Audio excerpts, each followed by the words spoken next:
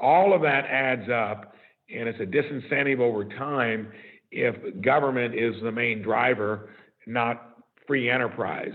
Moderate, reasonable regulation is okay, but when everything's being dictated through government, it gets expensive, and I think you lower your economic growth over time.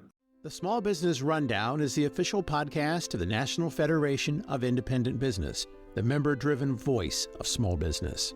NFIB and our members advocate to keep America's small businesses strong and independent in Washington, D.C., all 50 states, and the nation's courts. Welcome to the Small Business Rundown, a bi-weekly podcast with information on independent businesses' victories and challenges in Washington, D.C. and state capitals. I'm Adam Temple, NFIB Senior Vice President for Advocacy, and today I've got with me some experts on labor issues to discuss new proposals from the U.S. Department of Labor. Also, Senator Mike Braun from Indiana will join later in the episode to discuss what's happening in Washington on anti-small business regulations and his experience dealing with burdensome regulations as a small business owner. But I'll start by addressing a couple regulatory issues with NFIB Small Business Legal Center Executive Director Elizabeth Milito and Federal Government Relations Director Jeff Brabant. Beth and Jeff, welcome to the Small Business Rundown. It's great to be here. Thanks for having us, Adam. Of course. So I'm curious to know, what have each of you heard from NFIB members over the years about small business regulations? When we hear about small business regulations, we hear about a whole host of things. And one of the issues we hear about a lot, and I think this will tee up this podcast nicely, is labor regulations. Labor and employment is really hard for a small employer because you don't have an HR department, and there's quite a host of labor regs that you have to comply with. So when you have to deal with OSHA inspections, you have to make sure you're paying your employees correctly by the letter of the law, and there are harsh penalties if you don't. These are really challenges for small business owners and things we hear from quite a bit. Beth, can you start by explaining the two rules, the joint employer and the independent contractor rules? Yeah, so these are two rules that we are expecting from the U.S. Department of Labor and the National Labor Relations Board this fall. And unfortunate development for small business owners. I mean, as you started out by asking there, Adam, labor and employment rules are so challenging for small business owners. I mean, most of our members have no in-house counsel. They don't even have an employee who's a dedicated human resource person. So it's, a lot of times it's the business owner themselves trying to figure out what this new rule requires of the business. It's really, really hard. And as Jeff just alluded to, too, mistakes can be very expensive. The penalties are pretty steep for violating one of these labor and employment rules. So the joint employer and the independent contractor rules, which, as I said, we're expecting this fall, I joke. I said I feel like it's about making all of the workers in this country employees, W-2 employees. Like nobody can be an independent contractor anymore. And with a joint employer, it would actually mean that two businesses are considered the employer of a worker. So, for instance, if you have, a cleaning company that comes in and cleans your manufacturing plant every night, and it's an outside vendor that you've hired, and they employ the workers who come in and clean. If something happens to the employee or the employee alleges they're not being paid correctly, if this joint employer rule goes through, what it means is the worker could sue not only the cleaning company, but they may also be able to allege that you, the manufacturer, are also an employer because they've been in your place of business every night and so if I can sue both companies here. And that would be really challenging for our members to be keeping track of, contractor workers too. Of course. And where do these rules stand?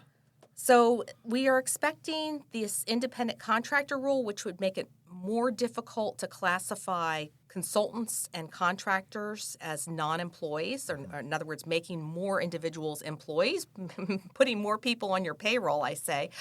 We're expecting that from the U.S. Department of Labor at some point this fall. And same with the joint employer rule from the National Labor Relations Board. So unfortunately, bad news coming soon. Sooner than later, yeah. Yep. And Jeff, these two rules obviously are coming, but they're not the only harmful regulations that small business owners need to be aware of. Can you explain the OSHA walk-around rule and also the overtime rules?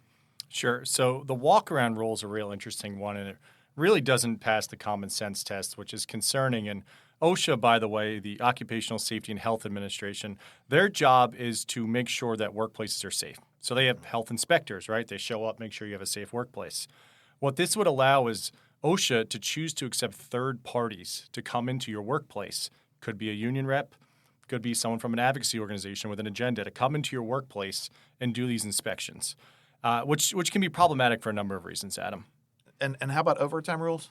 So overtime is really concerning for a number of reasons. Right now we have the cost of labor at an all-time high, and they're looking at increasing the overtime exemption threshold from $35,568 to $55,068. So almost a $20,000 increase. And what that means, this is going to affect employers with any salaried employees under $55,000. So if you are a salaried employee making less than $55,000, you are now going to be eligible for overtime.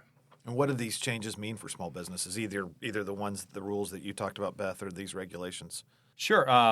Overtime, it's just a significant cost increase. And like I said before, with labor at an all-time high, if you add another cost increase to your labor, those costs are going to be passed on to consumers, and we really worry about the inflationary impact there. In terms of the walk-around rule, the big concern is if you have a third party inspecting your facility, an inspection is a very stressful thing for a small business owner. And they expect the OSHA inspector to be an honest person who's coming in and doing it by the letter of the law.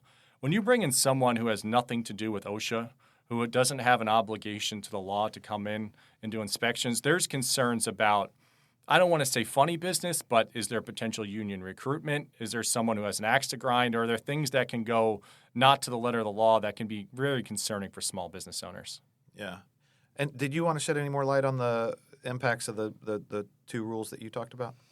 Well, Adam, I would just say that these federal rules that we're talking about here today are coming on top of state rules and now more local rules regarding labor and employment issues, too. I mean, this is just terrible for small business owners to track now local, state, and federal rules. I mean, it's incredibly expensive. Mm-hmm. And I feel like, the thought from these federal agencies is that, small business owners as employers are not treating their employees well. And that is, as we know, not the case at all. As we hear from our members, they're doing all they can to recruit and retain the best employees out there. Payroll is at an all-time high. They're offering signing bonuses. They're increasing the benefits packages. I mean, they are doing the right things, and they are treating their employees well because they want them to stay. They don't need more federal regulations. And Jeff, how can NFIB members and other small business owners get involved on the overtime rule? Sure. So on the overtime rule, there's a public comment period. Luckily, this was just filed recently. So up until November 7th of this year, you can go online to if you just do a quick Google search for the overtime rule at the Department of Labor, you'll be able to quickly find it. It's also regulations.gov you can go to as well, and you can file comments. They are required by law to read all of your comments. I would also encourage you to contact your representative. Representatives do oversight, and what that means is the administration decides they're going to do a rule. It's the job of Congress to have oversight of that rule. They're going to have hearings on this, so you never know if a member of Congress is going to have a hearing. You relay a great story. Next thing you know, you might be a witness in a congressional hearing. If you want to be. If you're interested. And if you're ever interested and you have a great story, please share it with NFIB at info@nfib.org. And we'll put a link to the page where folks can go and easily file comments in today's show notes. Jeff, what else are we doing on the overtime rule? Well, NFIB will be filing comments as well. NFIB takes comments very seriously. We look at what impact this regulation may have on small business owners, and we will file comments accordingly. And now we'd like to welcome special guest U.S. Senator Mike Braun of Indiana. Senator Braun is a longtime small business owner and a member of NFIB who grew a small trucking and logistics business from a single wide trailer into a successful, larger but still independent business. During his time in Congress, he's had a 100% NFIB key vote score, received the Guardian of Small Business Award each term, has been a champion on labor issues, and a co-sponsor of the Main Street Tax Certainty Act, which would make the 20% small business deduction permanent. Thank you, Senator Braun, for joining us today on the Small Business Rundown. Good to be with you. Senator Braun, can you start by telling us a little bit more about the company you grew into a successful and independent business? Well, I have to go all the way back to the early 80s. I had only worked one other place. It was for a local kitchen cabinet company from 78 to 81. I was a regional sales manager, and I was very anxious to have my try it working for a smaller business, maybe with the opportunity of buying into it. And that occurred in May of 81. That was a tricky time to do it because interest rates were already around 10%. And that's right when inflation had gotten really out of control. And Paul Volcker, started raising rates to where our home mortgage that we got in 78 was at 10%. Had we waited till 82, it would have been close to 18%. And the business sold mostly products to farmers, and it was a farm crisis that was driving kind of the financial angst back then. So ended up, it wasn't really growing much. It was mostly survival mode. The first 2 to 3 years, I started dabbling with doing some distribution on some like toolboxes, bed liners, running boards, functional stuff for the very few pickup trucks that were out there then. But through the 80s into the late 90s, the original business got back on its feet. This business was starting to scale a little bit beyond a local milk run into a kind of 100 to maybe 150 mile radius distribution business. And we also sold used trucks and equipment to keep the doors open. So in those 17 years, it was hard scrabble. We never grew much beyond the original 15 employees, but then I moved into a different location, a warehouse, and we grew from 98 to 2008, from 15 employees to 300. My 2 sons came into the business and brought a few of their friends along back in the probably 06 or so. And we now have 1,500 employees. About 500 of them are truck drivers. The balance, 1,000 would be salesmen, warehouse workers, tech. We do a lot of technology in our distribution and logistics business. So the American dream. And we grew from 1 location to, in 08, probably 10 in 10 states. And I think now we have like 40 locations or 90 locations in 40 different states and 3 in Canada. So the American dream, a little business that over all these years has grown into a national company. That is the American dream. That's tremendous. And today's show, we're talking about regulations. As a small business owner yourself, you have a unique perspective on that. Can you tell us about the impact of regulators imposing new regulations on the small businesses? Well, you're lucky if you're domiciled in a state like Indiana because it's a business-friendly state. There are probably 10 to 15 others that would be in that category.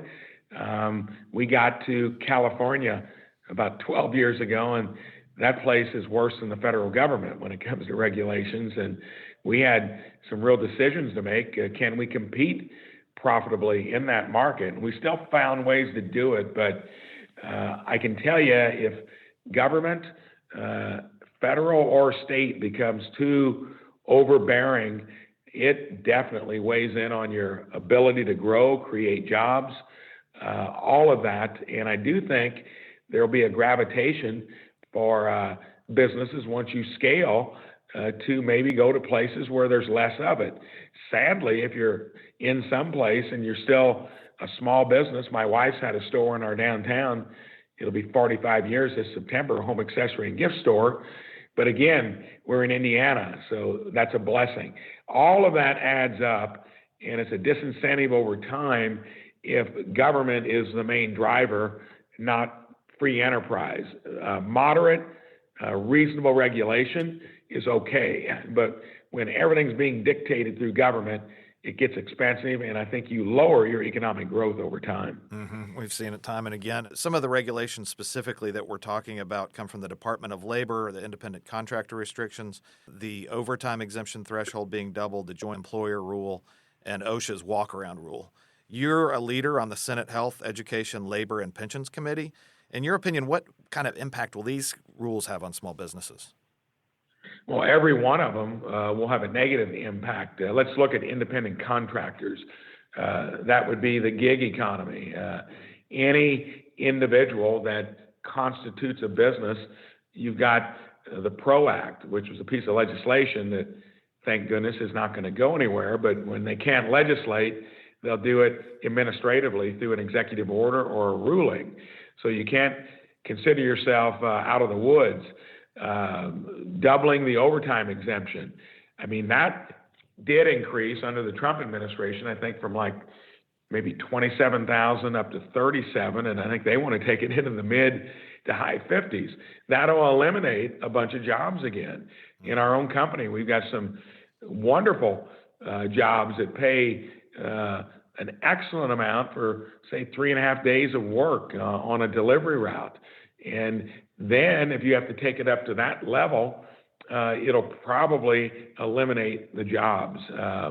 Walk-around rule, probably the mildest of the things you mentioned, but still, that's further burden that you're going to have to accommodate when OSHA comes in. The only good news is, of the agencies, it seems like OSHA has been something you used to hear about a lot, see often.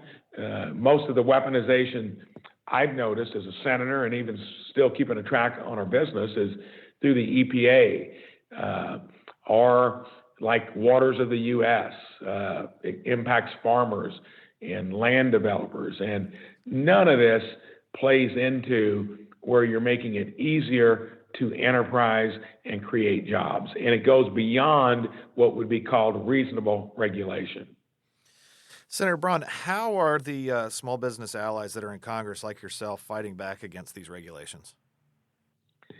Well, until you have both chambers and you control the executive suite, you can't really pass legislation. If it isn't revenue, debt, spending, you can do that through reconciliation, but any policy would require 60 senators agreeing to it. So all you can do is fight back, hopefully make the case politically where we can actually roll back some of this stuff legislatively. The political enterprisers are always going to try to find another way to get it done. And very little is happened. Of course, nothing has happened since the House was taken back by the Republicans. But look at the just abundance of rulings and executive orders that are coming out of the administrative branch. One in particular, the student debt deal, where the Supreme Court said it was unconstitutional. Well, they went to a different bill, the Higher Education Act, and are going to try to accomplish the same thing through it. We can do the CRA, a Congressional Review Act. We exercised that when they were trying to force a vaccination onto all employers down to 100 employees, and it got bipartisan support in the House, in the Senate. Biden, of course, didn't sign it, but then the Supreme Court weighed in and called that unconstitutional. So rules and executive orders, you can basically only take them to court. And otherwise, if we don't, they'll keep pushing. Yeah. Well, let me ask you the other side of the equation there. How can small businesses help you guys push back against these rules? Well, the NFIB does a wonderful job. We were a member of it when I went to that little business back in '81, and I think we had been from back in the '70s. And I think we're one of the largest businesses in the country that still maintain the membership. We read your stuff. You're a strong voice. Local chambers of commerce, I think, are in that same category. And there are a lot of entrepreneurs and small business owners. Sometimes seemingly we feel like maybe we're not getting the support for as many of us as there are, but you got to speak up. When you see something happening, get with your representatives and let them know. And then hopefully we'll get more individuals in the U.S. Senate that have run a business at some time in their life so they can understand it a little better. Excellent. And I know you've got plenty on your plate today. So before we go, is there anything else you'd like to add?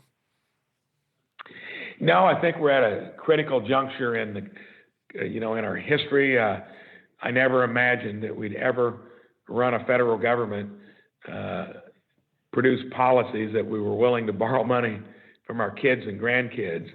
That's the thing that scares me the most. We know on Main Street, you can't get by with that. Local and state governments can't. And when I got here in '18, we were running trillion-dollar deficits as part of standard operating procedure. Now, sadly, we're running a $1 trillion deficit every 6 months, so $2 trillion annually. do the arithmetic on how much that's going to cost in interest, it's going to put a wet blanket on the entire economy. Sometimes it takes that kind of, nasty pain to actually get the public to wake up and their representatives to change the system. And we are really close to that occurring. I think that's a good place to leave it. U.S. Senator Mike Braun from Indiana, we appreciate your time, and thank you for your support, too, of small businesses. You're very welcome. I'll keep doing it. Thank you, sir. Have a good day. Okay. See ya. Bye-bye. Bye. Beth and Jeff, before we go, do you have any other final thoughts to share? I would just say we'd love to hear from members that are concerned about any of these rules. It's always helpful to have member stories. As Jeff said, elected representatives like to hear from small business owners or hear the stories. So, feel free to reach out to us, info@nfib.org. Anything else from you, Jeff? Well, as Senator Braun just stated, please share your stories. The stories are the best things that senators and congressmen can hear from you because they carry the most weight. These regulations can be pretty dry when you read them, and if you write a 3-page letter on super specific impacts, it could be pretty dry to read, but when you share a story, it really brings it to life, and it's really helpful for members of Congress to hear specifically how it's going to affect your business. And we know that from experience because they've told us that. Exactly. I'd like to thank Senator Braun as well as Beth and Jeff for joining me today to discuss the key regulations at the forefront for small businesses. To learn more about worker classification and the latest proposals, the NFIB Small Business Legal Center has a series of resources and guides linked in today's show notes. There is also a link to submit comments on the proposed overtime rule before November 7th. And now I want to thank you, the listeners, for joining us on today's Small Business Rundown. We'll be back every 2 weeks bringing you news and analysis from Washington, D.C. and state capitals so that you, whether you're a business owner or a supporter of one, can continue to blaze a trail. The Small Business Rundown is brought to you by NFIB, the voice of small business. You can find us at nfib.com and on Twitter, Facebook, Instagram, and LinkedIn.